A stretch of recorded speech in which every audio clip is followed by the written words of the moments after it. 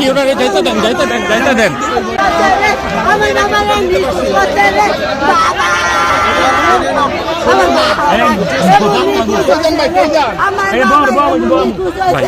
ভাই আমার রুমান রে ফিরত দাও রে পুলিশ তোমরা আমাকে তেলে করে ওকে তুমি ফিরত দাও তুমি টাকা দাও পুলিশ মেরে যাও আমার পুলিশ আমাকে কইছে ফিরত দাও দিবা আমার নাবালক একটা ছেলে ছিল, তার বয়স এত কম ছিল, তার এই যে তাকে খুঁজে পাওয়া যাচ্ছে না, এই কারণে আমরা অত্যন্ত ব্যথিত। এবং রোমান যখন খুঁজে পাওয়া যাচ্ছে না, রোমানের পরিবারের সাথে কথা বলে আমরা রোমানকে খুঁজে পাওয়ার জন্য যা যা করা দরকার আমি সার্কেল এসপি, তারপরে আমাদের ওসি সিরাজদি থানার ওসি, তিনি সর্বোচ্চ চেষ্টা করেছেন। আমরা রোমানের এই খবর পাওয়ার পরেই প্রথমেই গ্রেপ্তার করি সিয়ামকে। সিয়ামের কথা মতো পরবর্তীতে আমরা সিয়ামের বড় ভাইকেও গ্রেপ্তার করি।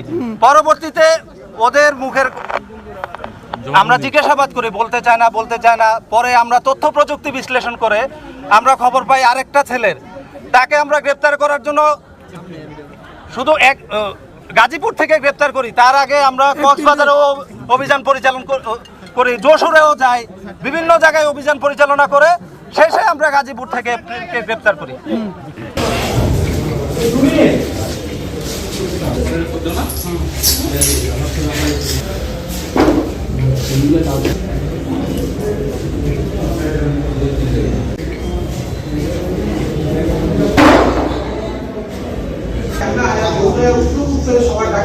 একুশ তারিখে ওই বাসা থেকে বের হয়, আমাদের বাড়ির পাশে একটা মেলা হয়, প্রতি বছর এখানে একটা বড় মেলা হয়, সে মেলায় আসে।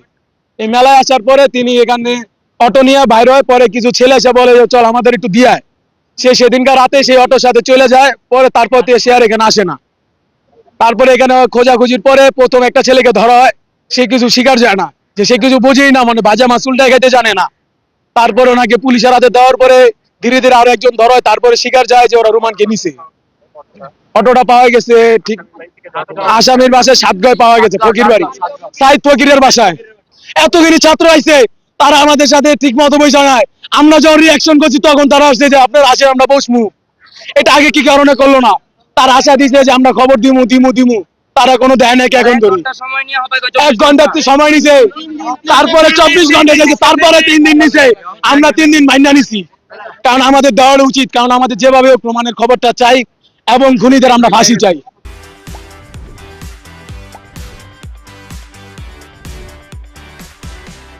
আমার নাম মোহাম্মদ মিরাজ, আমার ছেলে রোমান 21 তারিখে নিখোঁজ। গত মাসের 21 তারিখে নিখোঁজ হওয়ার পরে আমরা থানায় একটা মামলা করি। মামলা করার পরে দাঁড়াগান মনে করলে 3 জন ধরে হালা। 3 জন ধরার পরে তার পরবর্তীতে আবার 2 জন ধরে। 2 জন ধরার পরে 2 জনকে ছেড়ে দেয় এখান থেকে, থানার থেকেই। তারপরে 3 জনের থেকে একজনের বলে যাবি না জায়গা যায়নি, যার কাছে একটা মূল পাওয়া গেল। আর যাদের বাড়ি গাড়িটা পাওয়া গেল এবং তাকে গ্রেপ্তার কেউ করলো না, এবং মোবাইলে পাওয়া গেছে, তাকে গ্রেপ্তার করছে তার ভাই সিয়ামের ভাই মানিক। তারপরে 2 ভাই একসাথে। তারপরে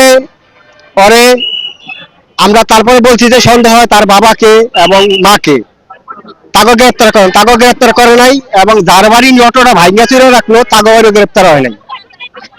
তারপরে আমরা যার বাড়ি অটো পাওয়া গেছে তাকে কেউ গ্রেপ্তার করে নাই। এখন চাইতাছি আসামির উপযুক্ত সাজা এবং আমার ছেলের সন্ধান, এতটুকুই। আমার বাড়ি হচ্ছে গ্রামের নাম থৈরগাঁও এবং কোলা ইউনিয়ন, থানা হচ্ছে সিরাজদি খান এবং ঘটনা হচ্ছে ছয়গাঁও 7 মিলা। এটা আমি উচিত বিচার চাই এবং সূক্ষ্ম বিচার চাই এবং সিয়ামের ফাঁসি চাই। আমার বাবাই কইছে কি ও আমি গো বাবা তুমি কই যাও ভাত খাইয়া যাও ও মা আমি 10 মিনিটের মধ্যে আহুম রে মা আমি 1টা বাজে না 1:30 বাজে আমার বাবা যাই রে বাবা হেসে আমার বাবা না যে আর খুঁজ পাই রে হেসে আমার বাবার লইগা পাগল হইছি রে তারপরে আমার বাবা আর আহে নাই রে অন্তরি আমার বাবার লইগা 23 দিন ধরে আমার বাবাই নাই অন্ত আমার বাবার আর পাই না আমার বাবা কোন হানি নাই এমপি চাই ওদিকে চাই আমার বাবাই নাই রে সিএম কুনি সব কইছে আর 16 বছর কইরা বাবু এই আর হইছে রে 16 বছরে বাবু হইছে আর আমি গত মাসের 21 তারিখে রোমান নামক একজন 16 বছরের ছাত্র যে একই সাথে ইজি বাইক চালাইতো, সে ইজি বাইক নিয়ে বের হয়ে আর বাসায় ফেরেনি, এরকম একটা অভিযোগ আমরা পাই।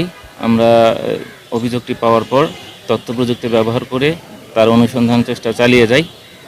এক পর্যায়ে আমরা কিছু তথ্য প্রমাণ পাই, যার প্রেক্ষিতে গত মাসের 26 তারিখে এই সংক্রান্তে একটি মামলা রুজু হয়। মামলা তদন্ত করতে গিয়ে আমরা 3 জন আসামিকে গ্রেপ্তার করি এবং রোমানের ব্যবহৃত যে ইজি বাইকটি সেটি আমরা উদ্ধার করি। এরপর বাকি তথ্য সংগ্রহের জন্য এবং ভিকটিমকে উদ্ধারের জন্য আরও জিজ্ঞাসাবাদের জন্য আমরা আসামির রিমান্ডের আবেদন করি। সেই রিমান্ড হিয়ারিং এখনও পেন্ডিং রয়েছে। এর মধ্যেই তার স্কুলের সহপাঠী সহ অন্যান্যরা কিছু ভুল তথ্যের ভিত্তিতে থানার সামনে মানববন্ধন করতে এসে হয়তো কারো উস্কানিতে থানায় এসে হামলা করে এবং কিছু ভাঙচুর করে। সেটা কেন হয়েছে সেটি আমরা খোঁজখবর নিচ্ছি, কী কারণে হয়েছে। যদি কারো এর ক্ষেত্রে কারো কোনো ভূমিকা থাকে, নেগেটিভ ভূমিকা থাকে, সেটিও আমরা জানার চেষ্টা করছি। ক্ষয়ক্ষতির বিষয়ে এখনই বিস্তারিত বলা যাচ্ছে না, তবে অফিসের ভিতরে ভাঙচুর হয়েছে, গ্লাস ভাঙচুর হয়েছে, গাড়ি ভাঙচুর হয়েছে। আমাদের পুলিশ সদস্য আহত হয়েছে, সেটা নিয়ে আমরা বিস্তারিত পরে বলবো। এটি পুরোপুরি একটি ভুল তথ্য। এই মামলায় 3 জনকে অ্যারেস্ট করা হয়েছে, যাদেরকে আমরা এই ঘটনার সাথে সংশ্লিষ্টতা পেয়েছিলাম। তাদেরকে কোর্টে পাঠানো হয়েছে এবং তারা এখনও জেল হাজতে রয়েছে। আমরা ধারণা করছি যে 3 জনকে আমরা গ্রেপ্তার করেছি, ঘটনাটা তাদের মধ্যেই রয়েছে এবং সেই কারণেই তাদেরকে কেন্দ্র করে আমাদের তদন্ত অব্যাহত রয়েছে।